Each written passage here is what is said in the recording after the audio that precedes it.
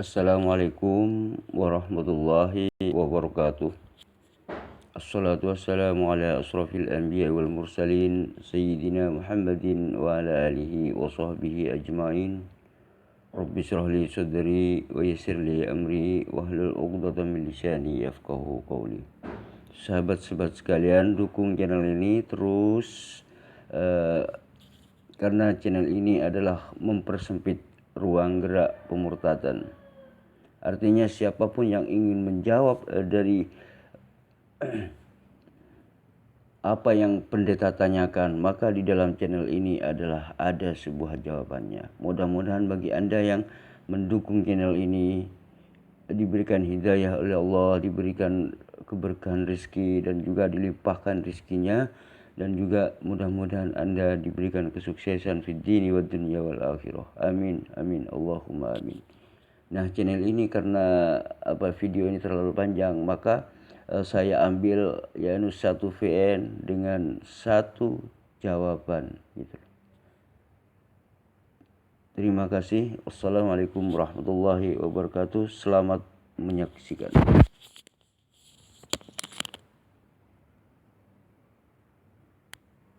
Ya, kamu muslim, saya katakan bodoh itu karena kamu itu tidak ngerti Alkitab atau Bible, tapi mencoba untuk menafsir ya.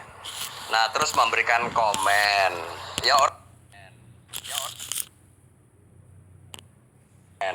Ya orang memberikan komen boleh-boleh aja sih ya. Tapi komen kalian tuh semua salah gitu loh. Itu mulai dari Ahmed Didat, Zakir Naik, Syobir Ali. Saya itu udah sering denger, ngerti nggak? Makanya saya juga mengatakan kalian muslim bodoh itu saya tidak sembarangan. Bodoh dalam arti kalian itu ya mencoba menafsir Bible, ngerti nggak? Kalau kamu pintar dalam Quran sih saya nggak peduli lah ya. Itu memang urusan kalian kan, sehari-harinya Quran. Bodoh itu maksudnya mencoba menafsir Bible atau Alkitab. Kamu mau tahu Lukas itu siapa? Lukas itu adalah orang yang hidup sejaman dengan Yesus. Kamu baca lagi ya, atau saya mau tunjukin. Dan Lukas itu adalah seorang, ya kalau zaman sekarang tuh tabib itu kan dokter ya kan. Nah, dia memang bukan rasul atau murid-murid terdekatnya Yesus. Tapi kemungkinan besar dia adalah orang yang percaya kepada Yesus itu adalah Tuhan atau murid-muridnya lah. Kalau enggak ya ngapain dia menuliskan semua itu kisah-kisah ya yang ada pada waktu itu. Kamu baca dong Lukas 1 ayat 1 sampai 3. Baca ya muslim. Jadi jangan asal ngomong gitu loh. Lukas itu siapa? Ada di situ di pendahuluannya Lukas 1 ayat 1 sampai 3. Ya, yang suka palsu itu kalian. Qurannya aja juga udah dibakar kok. Kamu bilang ini wahyu Allah. Itu gimana sih? Kok yang begitu-gitu kamu percaya gitu loh? Ya percaya nggak percaya sih terserah kalian lah ya. Tapi kamu juga harus mikir ya. Kalau kamu mau bilang Bible itu sudah dirobah sana sini ya, coba bandingkan dengan Quran yang sudah dibakar di zaman Utsman. Apa maksudnya dibakar? Alasannya kiroat. Mana buktinya? Enggak ada. Tapi kalian percaya ini wahyu yang sudah dijaga, yang selalu dijaga kan, terpelihara. Kalau dijaga dan terpelihara ya Utsman itu tidak membakar Quran yang sudah ada atau musyaf yang sudah ada gitu loh. Pikir gitu loh. Jadi kalian tuh jangan suka tinggal di dalam kesesatan. Saya bilang sih begitu aja. Ya kamu selalu mengklaim kitabnya paling benar. Paling benar gimana? Itu sudah dibakar Utsman, bro. Dan kitab yang sudah diseragamkan Utsman pun itu sampai sekarang juga tidak ada loh. Ini juga nggak tahu versinya yang mana. Kamu cuma asal ngomong doang muslim. Coba kamu pikir lah ya, saya ngomong bener-bener loh. Kamu pikir itu terjaga dan terpelihara, mana buktinya?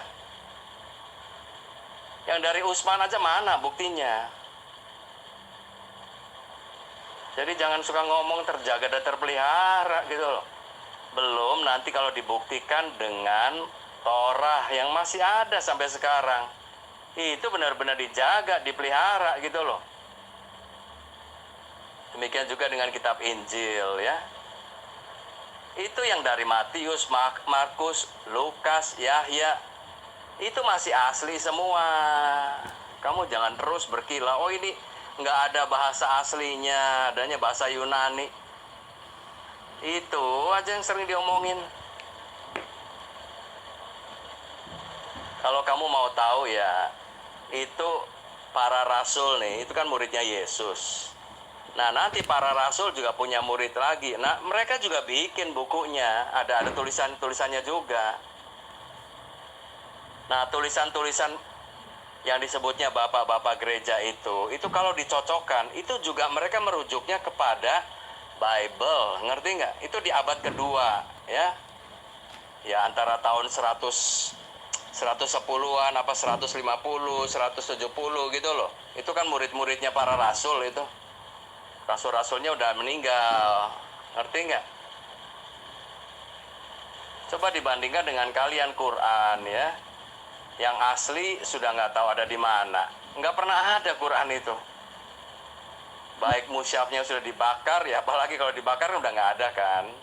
Yang dari Utsman juga nggak ada. Yang hadis itu juga kamu percaya, itu padahal sudah ditulisnya ya. Ditulisnya hadis itu 250 tahun kemudian. Di zamannya Bukhari, itu yang paling awal di situ. Kenapa sebelumnya nggak ada gitu loh? Udah itu masih disortir-sortir lagi. Ini nanti yang doif lah, yang fitnah lah, yang lemah lah, yang sohi lah. Ini apaan sih? Kok kalian bisa percaya yang gitu-gituan? Saya juga heran. Ngerti nggak? Hadis pun yaitu dikumpulkannya itu 250 tahun kemudian. Setelah Muhammadnya udah meninggal. Itu diperkirakan ya itu tahun 900-an baru ada hadis itu. Nah di dalam hadis itulah ada sunat ya, ada sholat yang 5 kali, ada apa lagi itu? Yang sebelumnya di Quran kalian nggak ada loh sunat itu, sholat 5 kali nggak ada. Isra Miraj ya adanya cuma Isra katanya kan, Mirajnya nggak ada. Nah terus dari situ bisa dikembangin. Muhammad naik ke surga lah, naik buruk lah, ke langit ke-7 lah. Itu di hadis semua gitu loh. Gimana sih kamu bisa percaya yang seperti itu?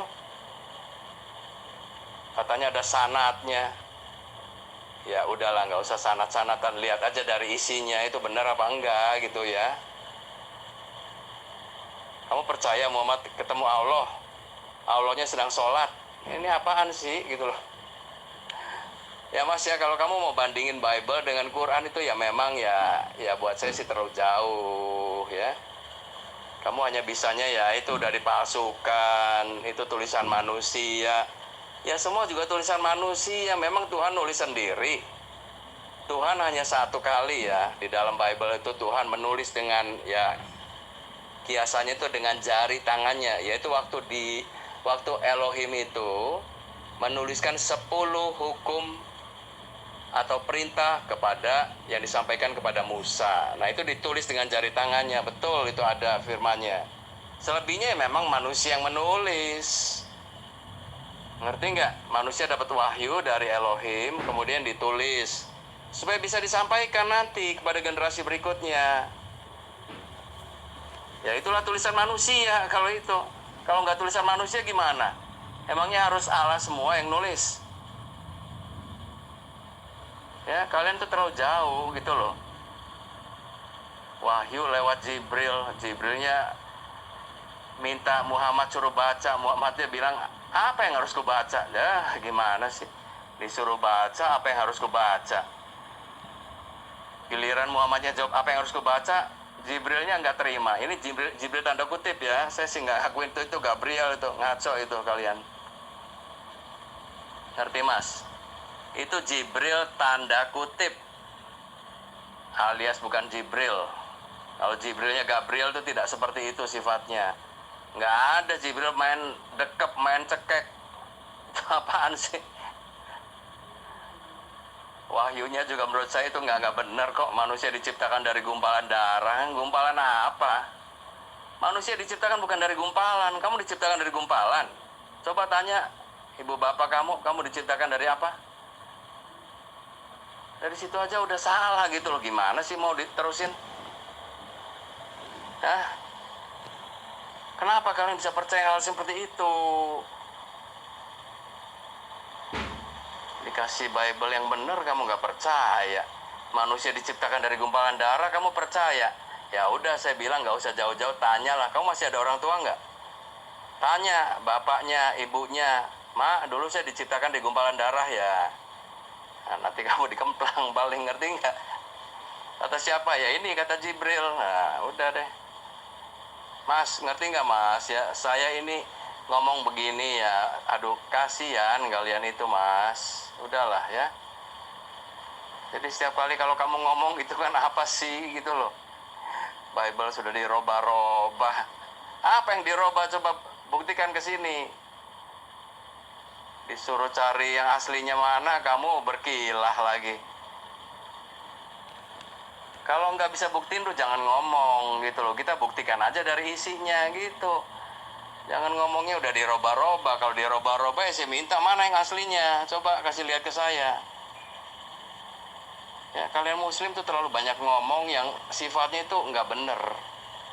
Ya buat saya itu kebodohan lagi. Kalau saya mau mengatakan, mas itu Quran sampai itu udah palsu loh, tahu nggak? Nah, saya nggak usah tunjukin buktinya. Saya hanya mencocokkan isi Quran kalian dengan Torah. Itu aja udah beda ya. Terus dari sejarahnya, Quran kalian udah dibakar di zaman Utsman. Kenapa dibakar? Ya alasannya kiroat. Masa beda kiroat aja dibakar? Mana sekarang yang Utsman punya? Nggak ada. Loh yang sekarang yang mana? Ya pokoknya itu Utsman. Ya pokoknya aja, gimana sih? Apa yang kalian ngerti jadi apa sih? Tauhid. Coba jelasin ke saya tauhid itu apa? Jelasin coba. Semua ajaran Islam coba kalian jelasin deh. Kalau menurut saya tidak ada yang baru dari Islam.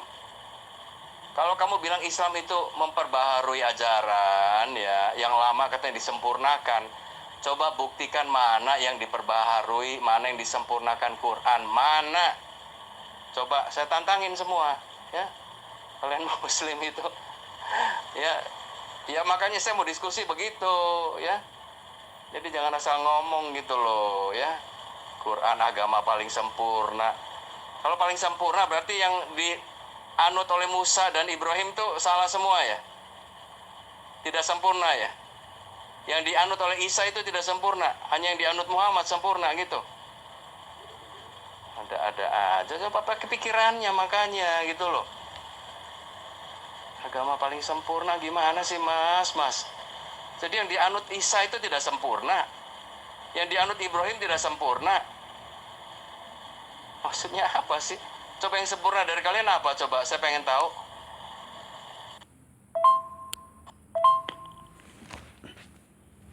Bapak Pendeta David yang terhormat, begini ya. Saya tidak pernah menafsirkan atau saya ini memang tidak layak untuk menafsirkan baik itu Bible ataupun apapun gitu. Saya tidak pernah menafsirkan. Saya membaca teks daripada Bible itu sendiri. Saya nggak pernah menafsirkan. Contoh, ketika Yesus itu saya mengatakan Yesus bukan Tuhan, berarti di dalam Bible memang tidak ada gitu. Tidak ada hal-hal seperti itu. Saya bukan menafsirkan gitu. Tapi memang Yesus tidak layak disebut sebagai Tuhan. Karena apa? Karena Yesus sendiri tidak pernah mengakui dirinya sebagai Tuhan. Nah, ketika Anda menuhankan itu Anda ini berdasarkan praduga, prasangka aja gitu. Menduga-duga bahwa Yesus itu Tuhan. Itu cuman berdasarkan asumsi atau menduga-duga mengatakan Yesus itu Tuhan, kan begitu. Padahal di dalam Bible itu sendiri tidak ada yang menyebutkan Yesus itu sebagai Tuhan, kan begitu. Artinya pengakuan Yesus tidak pernah mengaku dirinya sebagai Tuhan. Anda hanya menduga-duga begitu aja. Jadi keyakinan Anda ini hanya berdasarkan prasangka semata gitu. Nah, di dalam Al-Quran hal seperti itu, yaitu persangkaan itu innadh-dhanna la yuni minal haqqi syai'. Artinya sesuatu yang berdasarkan prasangka itu tidak akan mencapai kebenaran gitu. Sedangkan Anda menuhankan Yesus itu hanya berdasarkan prasangka semata gitu. Nah, Anda juga sempat menyinggung masalah Anda mengakui bahwa Lukas itu bukan murid Yesus kan begitu. Tetapi saya juga membenarkan hal itu gitu. Artinya Lukas ini bukan siapa-siapa. Artinya ketika Lukas menulis sesuatu tentang Yesus itu Lukas itu berdasarkan pendapat orang, berdasarkan cerita dari orang gitu. Kemudian dihadiahkan kepada Theophanos, artinya sang juragan ini gitu. Nah, tiba-tiba setelah hasil buku Lukas ini selesai kok dianggap sebagai firman gitu. Padahal ini adalah hasil daripada karangan Lukas itu sendiri gitu yang menceritakan tentang Yesus kan begitu. Tetapi anehnya tiba-tiba buku karangan Lukas ini dijadikan sebagai kitab suci gitu. Ini sebenarnya kan sangat menyimpang gitu. Dan Anda mengakui bahwa Lukas bukanlah murid Yesus gitu.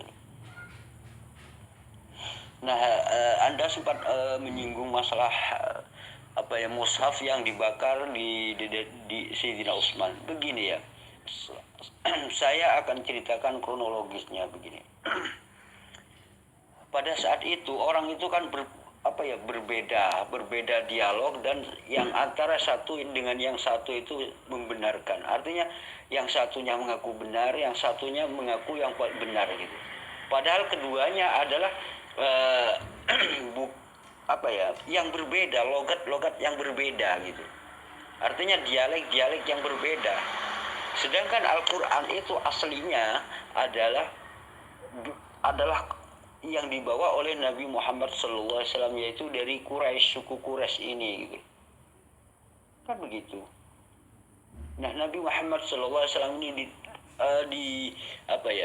dari suku Quraisy. Artinya begini ya, ibarat gini ya. Bung Karno misalkan gini, Bung Karno ini aslinya adalah orang Semarang gitu. Nah, kemudian orang Madura mengatakan, "Oh, ini cerita Bung Karno," tapi bahasa Madura gitu. Kemudian orang Sulawesi mengatakan, "Oh, ini yang asli punya." Akhirnya keduanya ini konflik gitu. Antara orang Madura sama-sama mengklaim ini asli gitu. Nah, kemudian setelah itu dikembalikan kepada bahasa aslinya, yaitu bahasa orang Jakarta itu sendiri, kan begitu. Ya seperti itulah gitu. Maka dari situ ketika ada pertikaian antara dialek satunya dengan yang satunya, maka Sayyidina Utsman mengembalikan kepada yang bahasa yang asli. Artinya bahasa yang dibawa oleh Rasulullah Muhammad SAW gitu. Sebenarnya Al-Quran ini memang terjadi dari 7 huruf gitu. Artinya dia 7 dialek gitu. Tetapi karena ada pertentangan di sini, yang satunya mengaku yang paling asli, yang satunya juga mengaku yang paling asli, karena sebenarnya sama-sama benar ini. Sama-sama benar, cuman bahasanya bukan bahasa yang digunakan oleh Rasulullah Muhammad SAW gitu. Makanya Al-Quran ini akhirnya dikembalikan kepada bahasa Rasulullah Muhammad SAW. Sehingga dialek-dialek yang lain berbeda-beda ini akhirnya diseragamkan oleh Utsman gitu. Nah, sedangkan Sayyidina Utsman ini adalah satu daerah atau satu bahasa dengan Rasulullah Muhammad SAW gitu. Karena apa? Karena Sayyidina Utsman ini adalah salah satu sekretaris Nabi Muhammad SAW dari kalangan pemuda gitu. Salah satu sekretaris dari kalangan pemuda yang sangat cerdas adalah Sayyidina Utsman, karena beliau adalah menghafal Al-Quran gitu. Ini cuma salah satunya aja gitu. Sayyidina Utsman ini juga menghafal Al-Quran gitu. Nah, sesuai dengan Sayyidina Utsman ini adalah sesuai dengan bahasa yang Rasulullah bawa. Karena apa? Karena memang Sayyidina Utsman dan Rasulullah memang berasal dari bahasa yang sama gitu, dialek yang sama gitu. Itu yang perlu Anda semuanya sebenarnya itu benar, terus dialek yang lain itu benar juga, terus satunya benar juga, semuanya itu sama-sama benar gitu. Cuman itu berbeda dialek gitu aja gitu. Namun maknanya sama, sebenarnya maknanya itu sama, cuman yang menjadi perselisihan itu masalah apa ya? Masalah dialeknya gitu.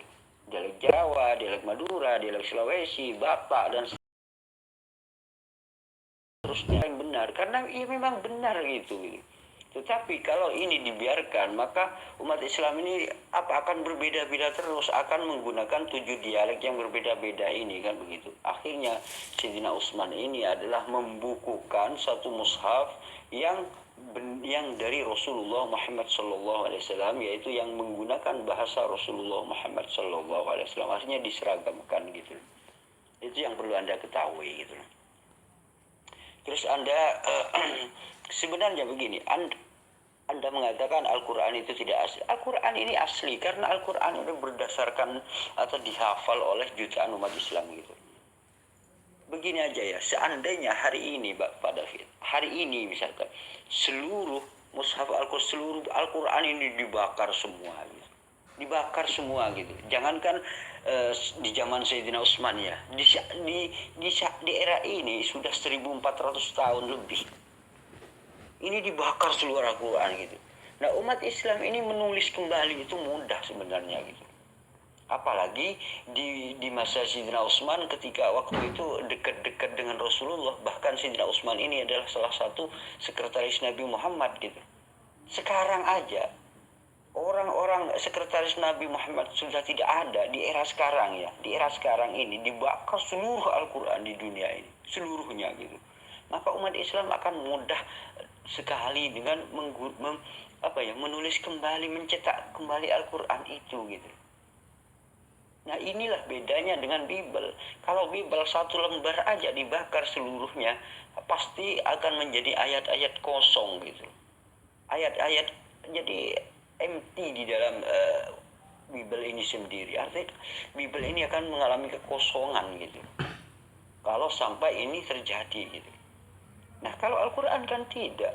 Al-Quran ini walaupun dibakar seluruhnya, keasliannya tetap terjaga karena umat Islam banyak yang menghafal. Ini sudah 1400 tahun gitu. Apalagi dekat-dekat di zaman Rasulullah pada waktu itu kan Sayyidina Utsman ini adalah salah satu sekretaris Nabi Muhammad SAW dari kalangan pemuda yang cerdas gitu. Sayyidina Utsman ini salah satu sekretaris Nabi, Sayyidina Utsman ini yang membukukan ini gitu.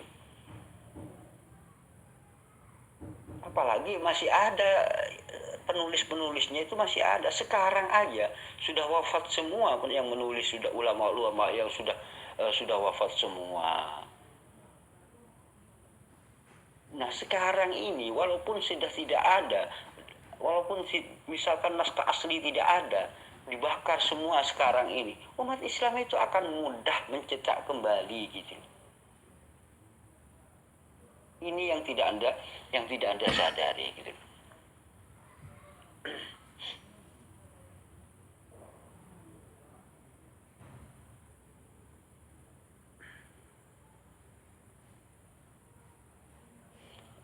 Pak David begini, Anda tidak pernah menjawab Anda ini sebenarnya tidak pernah menjawab tentang yang dipermasalahkan di dalam Bible gitu. Tidak pernah menjawab Anda ini sebenarnya gitu. Saya akan mengatakan di dalam Bible itu ada yang dirubah gitu. Ini sesama versi lai itu berubah gitu. Antara terjemahan yang lama dengan terjemahan yang baru itu berubah gitu. Nah, Anda tidak pernah menjawab tentang ini. Nah, siapa yang bertanggung jawab atas perubahan ini? Kan begitu. Maksud saya itu gitu. Nah, saya beri contoh lagi. Di dalam Raja-Raja pasal 4 ayat yang ke-26. Dalam terjemahan lama versi LAI tahun 60-an, itu masih tertulis 40.000 kandang, kan begitu. Terus kemudian setelah 19 tahun kemudian terjemahan baru versi LAI juga pada tahun 1979-nya. Nah, ini berubah menjadi 4.000 gitu. Yang awalnya 40.000 setelah 19 tahun kemudian menjadi 4.000. Ini siapa yang merubah? Dan siapa yang bertanggung jawab gitu. Ini yang tidak pernah Anda jawab gitu. Kenapa yang disebut dengan kitab suci kok dirubah gitu? Kenapa? Dan Anda mengatakan, oh Bible itu tidak pernah dirubah. Tapi faktanya berubah gitu, faktanya. Ini cuma selisih 19 tahun ini loh ya. Coba bayangkan, kalau ini terjadi mulai dari zaman Yesus sampai sekarang.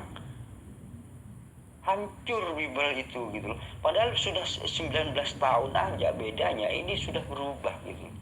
Cuman 19 tahun gitu. Yang awalnya pada tahun 60-an itu tertulis 40.000 kandang, kemudian setelah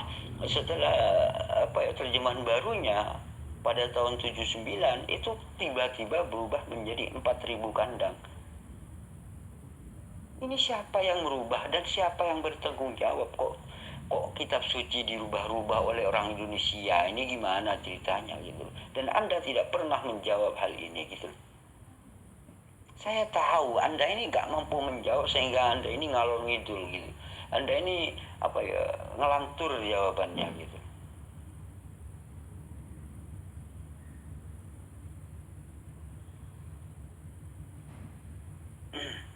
Dan Anda tidak pernah bisa mampu menjawab tentang perubahan itu gitu. Anda selalu berkata, oh tidak berubah. Padahal faktanya berubah gitu. Faktanya berubah gitu. Itu cuma satu aja yang saya tunjukkan. Sebenarnya banyak sekali di dalam Bible itu. Hanya berselang 19 tahun ini gitu. Sudah berubah. Apalagi mulai sejak zaman Yesus dulu gitu. Ya pasti hancurlah Bible gitu. Jadi ini pantas sekali kalau misalkan Lukas itu buku karangan Lukas menjadi Bible. Soalnya apa? Di Indonesia sendiri cuman selisih 19 tahun ini sudah dirubah gitu.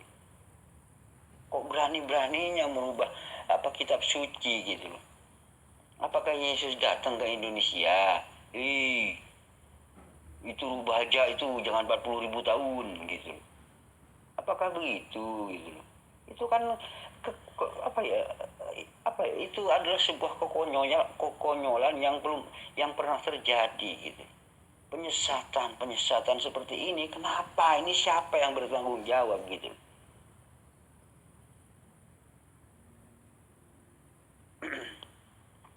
Dan Anda menyinggung masalah hadis. Hadis ini adalah awalnya ini tidak boleh ditulis oleh Rasulullah Muhammad SAW, sehingga apa? Perkataan beliau itu selalu diingat-ingat oleh oleh umat Islam. Begini ya. Ketika misalkan ada ayat Al-Quran dan ayat Al-Quran itu dan Nabi Muhammad SAW menjelaskan tentang Al-Quran, maka penjelasan Nabi Muhammad SAW ini diingat oleh manusia, oleh umat Islam gitu. Penjelasan yang berdasarkan ucapan Nabi Muhammad ini diingat, maka penjelasan itu disebut hadis gitu. Sesuatu yang menjelaskan tentang Al-Quran ini disebut hadis. Karena apa? Karena penjelasan dari Rasulullah Muhammad SAW gitu. Itu disebut hadis. Nah, penjelasan itu selalu diingat gitu. Itu yang disebut hadis gitu. Hadis ini adalah perkataan Nabi Muhammad SAW. Makanya zaman dulu itu dilarang ditulis. Karena apa? Karena takutnya tercampur aduk antara Al-Quran dan ucapan Nabi gitu. Makanya dilarang oleh Rasulullah SAW ditulis gitu. Karena apa? Takut dikatakan itu Al-Quran juga gitu. Karena itu adalah cuman penjelasan dari Nabi Muhammad SAW mengenai Islam, mengenai Al-Quran gitu. Makanya dilarang ditulis. Jangan menulis hadis, tetapi yang ditulis itu adalah Al-Quran gitu. Jangan sampai menulis hadis gitu. Nah, setelah Al-Quran ini kemudian dibukukan, menjadi mushaf, maka nggak apa-apa menulis gitu sebagai pengajaran kepada umat-umat Islam gitu, nggak apa-apa ditulis gitu, karena Al-Quran sudah berupa mushaf gitu. Tetapi kalau awal-awalnya kan masih lembaran gitu. Tetapi walaupun berupa lembaran, sekretarisnya ini adalah menghafal Al-Quran. Bahkan zaman dulu ketika muslim sedikit pun itu rata-rata orang itu menghafal Al-Quran semuanya gitu. Itu rata-rata gitu. Itu hafal Al-Quran semua gitu. Ibarat sekarang jutaan umat Islam ini menghafal Al-Quran. Jadi walaupun seluruh Al-Quran ini dibakar habis, umat Islam akan mudah mencetak kembali gitu. Itulah yang dimaksud dengan terjaga keautentikan Al-Quran ini. Jadi keaslian Al-Quran ini terjaga sampai akhir kiamat nanti gitu. Karena apa? Karena ini adalah salah satu janji Allah. Artinya Allah memudahkan umat Islam menghafal Al-Quran ini. Gitu. Walaupun setebal Al-Quran ini banyak sekali umat Islam yang menghafalnya, itu dimudahkan oleh Allah Subhanahu wa taala bagi orang yang benar-benar ingin menghafal Al-Quran gitu.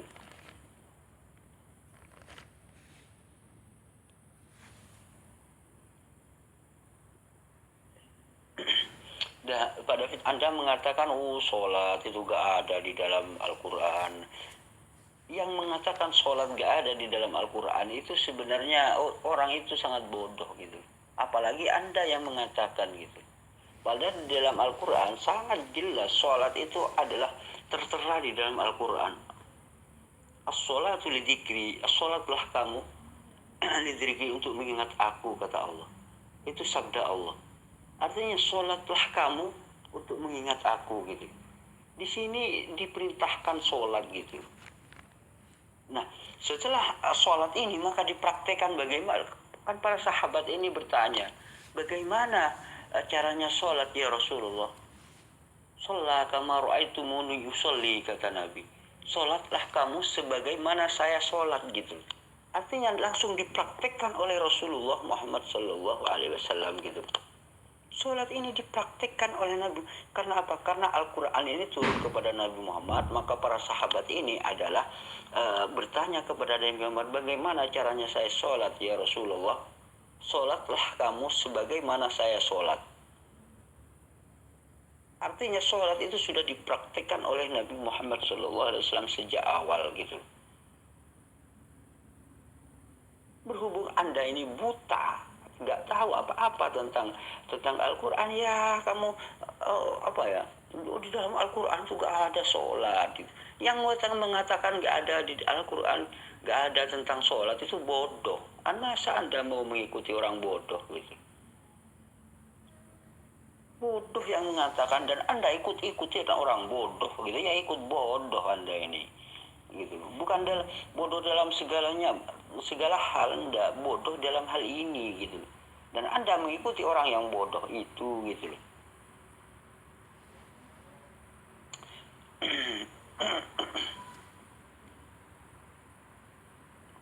Pak David, begini ya, Anda mengatakan Anda selalu Bible itu mana asli Bible itu, tunjukkan yang asli. Saya sudah katakan pada Pak David berulang-ulang kali bahwa di dalam Bible, dan saya sudah membuktikan hal itu gitu, bahwa Bible itu mengalami perubahan. Itu cuma selang 19 tahun dulu Pak David. Itu sudah berubah Bible itu. Bagaimana kalau sejak zaman Paulus zaman dulu gitu? Ya tentu saja amburadul, hancur gitu loh Pak David. Masa 19 tahun di Indonesia aja sudah mengalami perubahan, sudah mengalami revisi, apalagi mulai zaman dulu gitu loh. Ya hancur gitu loh.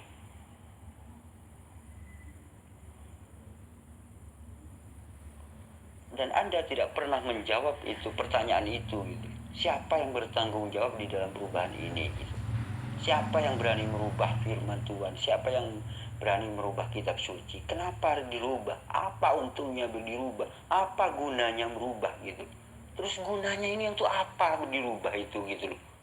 Itu yang tidak pernah Anda jawab loh Pak David gitu. Dan begini, Anda mengatakan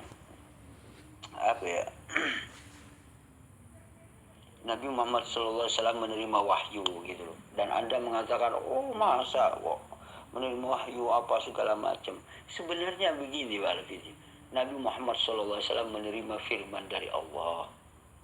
Nabi Isa juga menerima firman dari Allah. Nabi Musa juga menerima firman dari Allah. Bahkan di dalam Bible itu Yesus juga menerima firman gitu. Yesus ini menerima firman gitu. Yesus ini berkata, apa yang Bapa firmankan kepadaku telah aku sampaikan semuanya kepada mereka gitu. Ini artinya banyak firman yang Bapa ini menyampaikan firman kepada Yesus itu banyak sekali gitu. Tetapi Anda tidak peka terhadap kata kalimat-kalimat seperti ini gitu. Anda ini kurang peka. Karena apa? Karena Anda sudah terdogma gitu. Sehingga Anda tidak peka di dalam kalimat-kalimat di dalam Bible itu sendiri gitu. Padahal di dalam Bible itu dikatakan, semua yang Bapa firmankan kepadaku telah aku sampaikan kepada mereka. Artinya kalau ada kalimat semua itu berarti banyak firman-firman. Artinya Yesus itu hanya sekedar menerima firman dari Bapa kemudian menyampaikan. Artinya Yesus ini cuma messenger gitu. Cuman pembawa berita aja sebenarnya gitu. Pembawa kabar sebenarnya Yesus ini gitu. Karena menerima firman dari Bapa gitu. Ini yang kurang peka. Anda ini tidak peka terhadap kalimat-kalimat seperti ini. Karena apa? Karena Anda sudah tertutup oleh dogma, oleh doktrin tersebut gitu.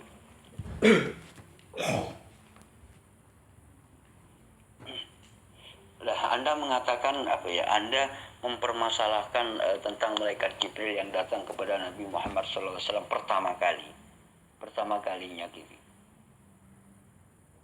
Anda mempermasalahkan, padahal di dalam Bible itu sendiri sebenarnya itu ada tanda-tanda seperti itu. Contohnya gini ya, ketika Yesus didatangi malaikat, Yesus ini ketakutan sampai keluar keringet darah gitu. Diapain sama malaikat darah? Orang takut kan biasa, paling lari ya biasa gitu. Nah ini bukan main ini. Ketika Yesus didatangi malaikat ini, keringetnya darah ini, saking takutnya gitu. Diapain ini sampai berdarah-darah, keringatnya sampai seperti darah ini gitu. Yesus ini diapain ini Yesus ini gitu. Ini mau lari tidak bisa kayaknya Yesus ini. Karena apa? Karena dia itu enggak lari itu, tetapi keringatnya seperti darah gitu. Apa ini diikat sama malaikat apa gimana gitu sehingga Yesus enggak bisa lari karena ketakutan ini gitu. Ini yang tidak pernah Anda sadari gitu. Bagaimana orang itu sampai keluar keringat darah gitu. Saking takutnya gitu. Coba Anda bayangkan apa yang terjadi gitu. Ini ketika Yesus didatangi malaikat gitu. Padahal ini malaikat yang datang ini. Seperti itu ketakutannya Yesus gitu. Nah inilah hal seperti ini yang Anda tidak kalau Anda bodoh di dalam menilai hal-hal seperti itu. Jadi kebodohan Anda ini jangan ditunjukkan kepada saya. Karena apa? Karena di dalam Bible itu sendiri tergambar seperti hal-hal seperti itu gitu.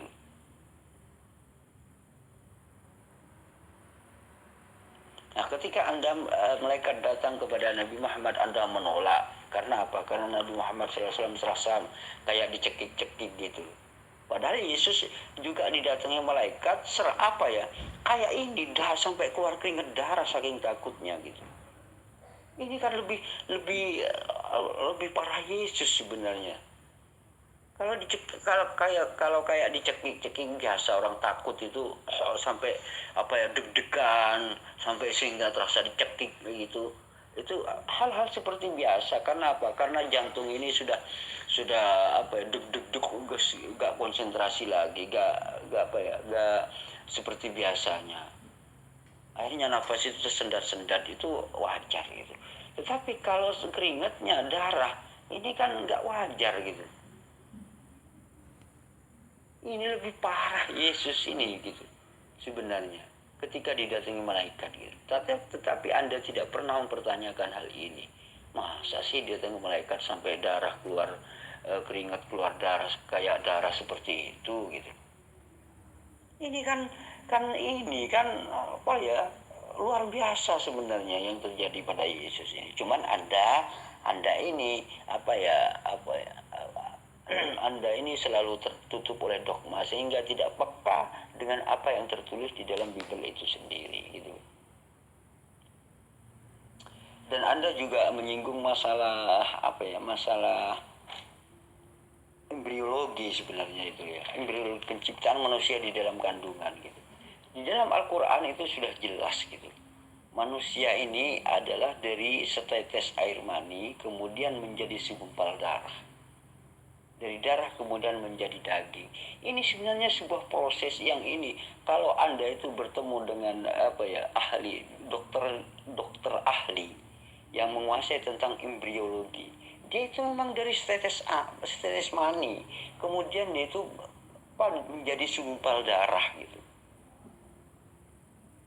Yang berhak itu yang tahu itu adalah orang yang memang ahli di dalam proses embriologi ini gitu. Kalau anda ini siapa gitu loh. Anda ini cuman paling ini tanya ke ayahnya, ya apa benar manusia ini segumpal darah? Mungkin Anda tanya ke ayahnya ya diketawain sama ayahnya. Orang ayahnya juga nggak tahu apa-apa gitu. Anda mungkin Anda tanya ke ayahnya, tanya ke ibunya, tanya ke tukang beca, tanya ke tukang sampah gitu. Mas, apa benar manusia ini? Ya tanya kok ke tukang sampah ambil itu, mas. Ya, Anda ini gimana sih gitu? Kalau bertanya itu kepada dokter yang memang yang ahli di bidangnya gitu, baru Anda menanyakan gitu, Mas, bagaimana proses penciptaan di dalam kandungan gitu. Baru dia itu menjelaskan gitu. Kalau Anda tanya tukang sampah, ya dipentung Anda ini gitu. Ngawur gitu. Yang Anda tanyakan orang yang tidak tahu tukang sampah, tetapi Anda percaya kepada tukang sampah. Disinilah kebodohan Anda gitu. Kalau Al-Quran ini kan jelas, padahal zaman dulu itu belum ada fakultas kedokteran, itu belum ada. Tetapi Nabi Muhammad SAW sudah menjelaskan tentang proses penciptaan manusia di dalam rahim ini gitu. Ini dari mana Nabi Muhammad mengetahui hal ini gitu? Dari mana kok bisa melihat penciptaan di dalam rahim bahwa dari setetes mani kemudian menjadi darah kemudian menjadi, dari mana Nabi Muhammad meneliti hal ini gitu? Padahal zaman dulu belum ada ilmu kedokteran gitu. Nah, kalau Anda, orang itu banyak sekali ya, kalau banyak sekali yang terkejut melihat hal ini. Para ilmuwan itu banyak yang kagum dengan ayat-ayat ini. Bagaimana bisa Nabi Muhammad mengetahui proses penciptaan ini gitu. Sedangkan zaman dulu belum ada alat-alat canggih, belum ada ilmu fakultas kedokteran, belum ada gitu. Nah, Anda yang nggak tahu apa-apa bertanya kepada tukang sampah gitu. Ketika tukang sampah, bukan, ngawur kamu ini pada fit, sampah berkata begitu.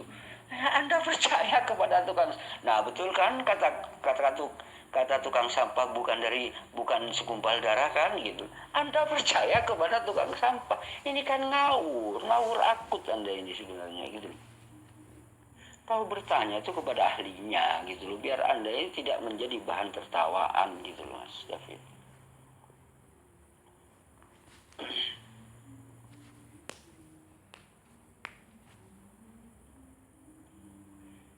Kalau masalah embriologi itu jangan bertanya kepada tukang sampah kamu ini Pak David.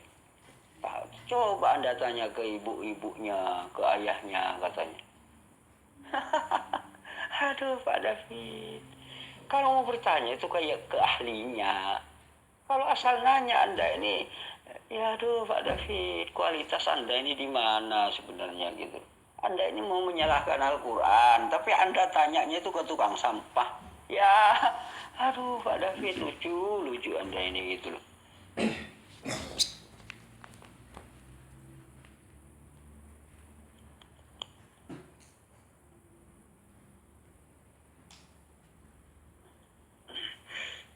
Pak David, Anda selalu menyinggung masalah Bible itu asli di mana, karena Bible itu memang dari murid-murid.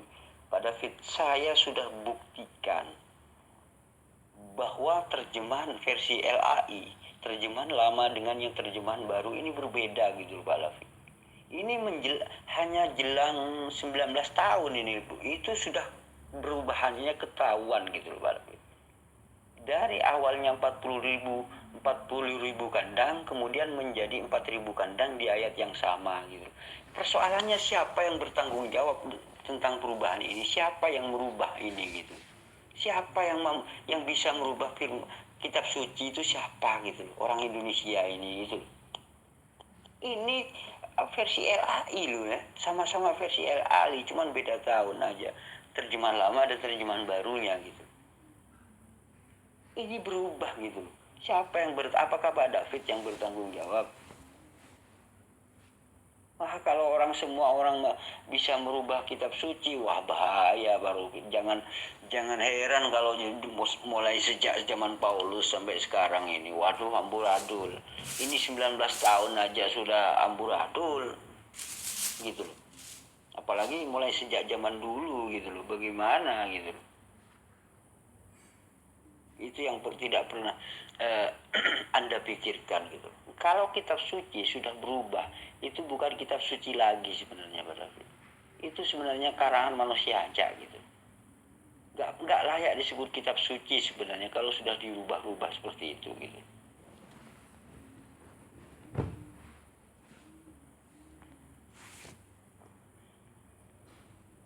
Pak David, Anda menyinggung masalah tauhid itu apa? Tauhid itu adalah mengesahkan Allah gitu. Artinya apa? Jangan pernah menyebut Allah di bumi ini. Jangan menyebut Tuhan apa yang ada di bumi ini gitu. Nah, Anda akan menyebut Yesus sebagai Tuhan. Padahal di dalam Bible juga tertulis Yesus mengatakan bahwa jangan menyebut Bapa kepada siapapun yang ada di bumi ini. Itu ucapan Yesus gitu. Yesus ini di bumi gitu pada saat itu gitu. Hanya Bapa itu hanya yang ada di surga gitu. Yesus itu pada saat itu di bumi gitu. Artinya kalau Pak David mengatakan Tuhan, atau Yesus itu Tuhan, Anda ini sudah melanggar atau menentang Yesus itu sendiri gitu. Anda karena apa? Karena memang dogma ajaran Anda ini tidak sesuai dengan Alkitab yang Anda pegang sendiri gitu. Yesus mengatakan, jangan menyebut Bapa di dunia ini gitu. Siapapun Bapa di bumi ini, Bapa itu hanya ada di surga gitu. Sedangkan Yesus itu di bumi gitu. Kalau Anda mengatakan Yesus dan Bapa itu, Yesus itu Bapa juga, berarti Anda itu sudah melanggar atau menentang Yesus itu sendiri. Maka pantas jika Yesus menolak Anda gitu. Karena apa? Karena Anda hanya berdasarkan ajaran manusia gitu. Tauhid itu mengesahkan Allah gitu. Tidak ada istilah Trinitas apa segala macam. Itu bukan tauhid namanya gitu. Sedangkan orang-orang Yahudi itu tidak percaya Trinitas, itu tidak percaya gitu. Ajaran Nabi Musa, ajaran Nabi Daud, ajaran Nabi Isa, atau yang Anda kenal dengan Yesus, ajaran Yesus tidak pernah mengajarkan tentang Trinitas. Lalu siapa Trinitas itu yang mengajarkan gitu? Inilah persoalannya di situ gitu. Sebenarnya Anda sudah tahu siapa yang mengajarkan Trinitas. Berhubung Anda ini ego, berhubung Anda ini lebih berat kepada dogma, doktrin, maka Anda ini sulit sekali untuk sadar gitu. David, Anda sering mengatakan, Islam itu katanya agama yang sempurna, agama yang baik segala macam. Kalau begitu agama zaman dulu gak sempurna dong, agama Musa gak sempurna dong. Begini Pak David, agama satu-satunya agama dari Allah itu hanya Islam sebenarnya. Selain daripada Islam itu gak ada agama gitu. Yang dari Allah itu gak ada agama itu selain daripada Islam. Islam inna dina indallahil Islam. Artinya satu-satunya agama ini hanya Islam gitu. Hanya Islam. Makanya Islam ini adalah agama yang sempurna, satu-satunya agama yang dari Allah adalah Islam gitu. Selain daripada Islam bukan dari Allah gitu, bukan dari Tuhan gitu.